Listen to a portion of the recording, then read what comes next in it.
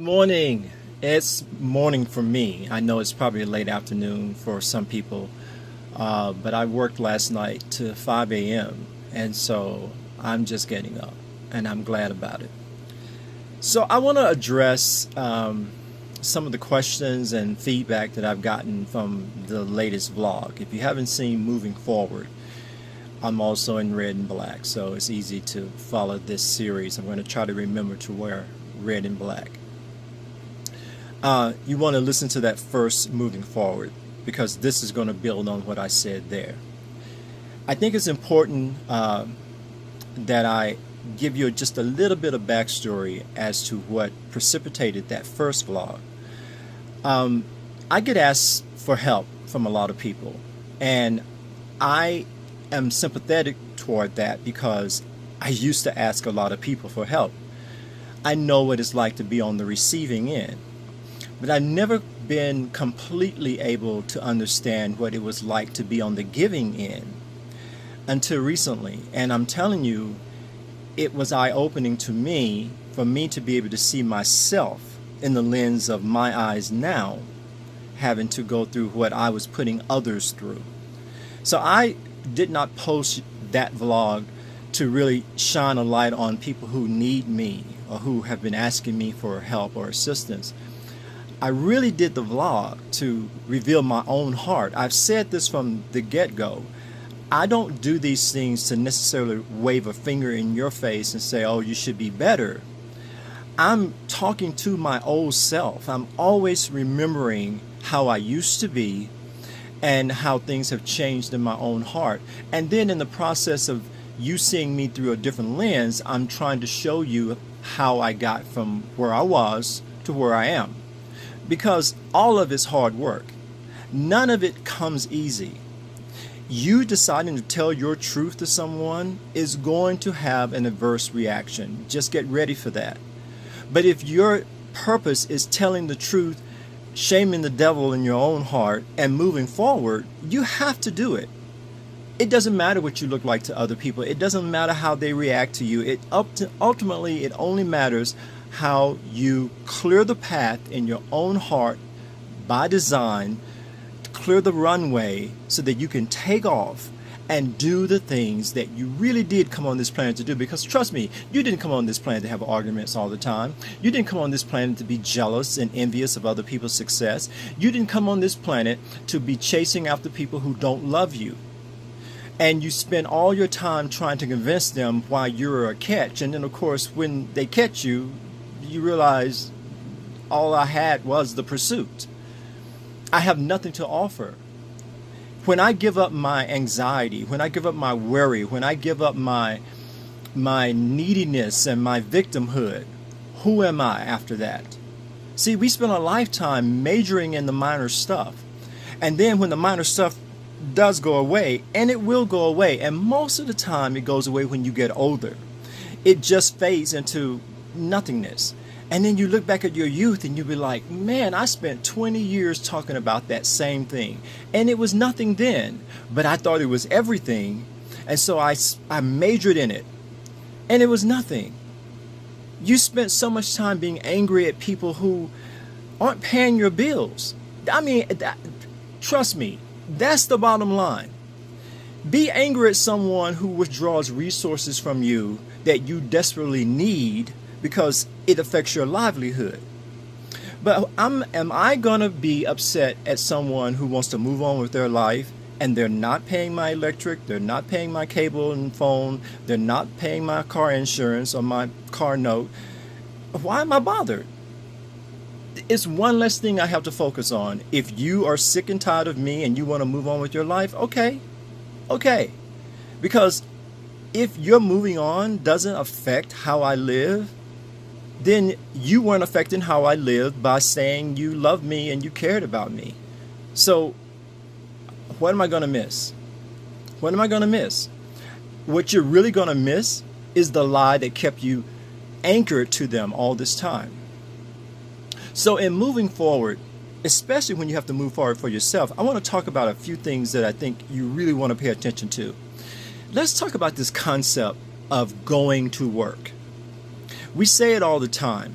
I got to go to work. I got to go to work. I can't talk to you right now. I'm on my way to work. Why are you on your way to something that you really start doing from the moment your feet hit the ground? When you wake up in the morning, you are already at work. But we don't count the work we do on ourselves as important. We only count the work that we're doing for others who give us a paycheck for our time as the important part of our lives. We belittle everything else. Well, here's an idea. I want you to think about this. What do you put up with while you are at work? Do you have time to deal with family drama? No. Do you have time to deal with hurt feelings from an intended other, girlfriend or boyfriend? No, because you're at work. You already put on blinders and you go into a certain frame of mind because you're at work. You can't handle this, that, and the other. You choose to handle those things when you're not at work. Well, guess what? I'm always at work. So don't bring none of that knucklehead stuff to me. I'm not going to hear it. I'm always at work. I'm working for myself, even when I'm not working for others. And my time for myself is just as precious as it is when I give it to someone else. I'm not going to suddenly develop a behavior because my employer is Oprah Winfrey, that I don't do for myself, because then I'm a fake. If all of a sudden I have this laser focus when I'm giving someone else my best, why don't I have it for myself when I'm not at work? Because guess what? If you don't start getting that laser focus for yourself from the moment you wake up to the moment you go to bed, you will not get ahead in life. You won't get ahead in life. We have told our young kids and given them a bill of goods that if you just go to college, get your degree, everything else will be okay. We don't tell them that you'll get your degree and you'll be in debt for probably the next 10 years, and you're lucky if you even land a job that you love. And in the meantime, life happens. If you meet someone, you get married, you have kids, add more pressure onto the pressure that you're already under because of the debt you have from being in college. And suddenly now you know why people don't pursue their dreams, because they are so out of reach. They honestly cannot even fathom stopping the machine of activity that keeps the money coming in, that keeps them paying the bills and the doctor bills and the car pool and all. If you are blessed to be single and you have quote unquote time on your hands, I can tell you right now that you should count yourself blessed, because you can do some things by yourself that most cannot afford to do.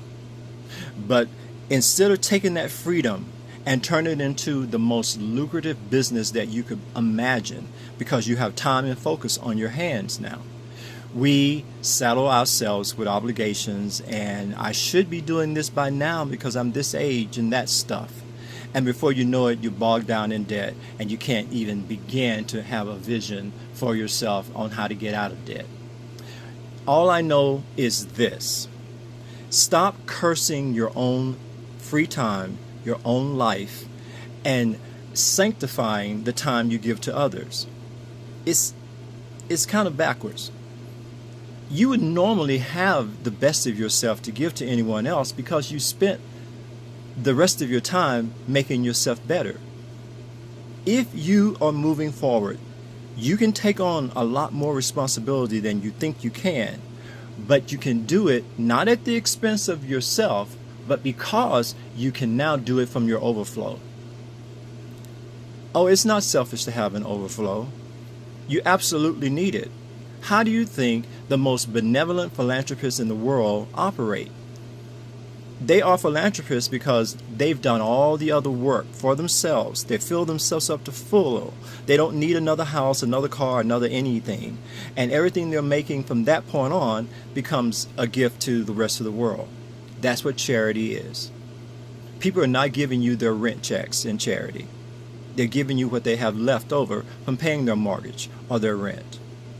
So before you sign on the dotted line and say, I'm going to help someone, count your coffers, look at what you really are worth, look at how much you actually do have to give, and give from that place, because you have to give from a place where it may never come back again. It may never show up again. You have to be that person, because if you're waiting on that to be returned to you, or you put interest on it hoping it'll be returned to you, that's a fool's errand.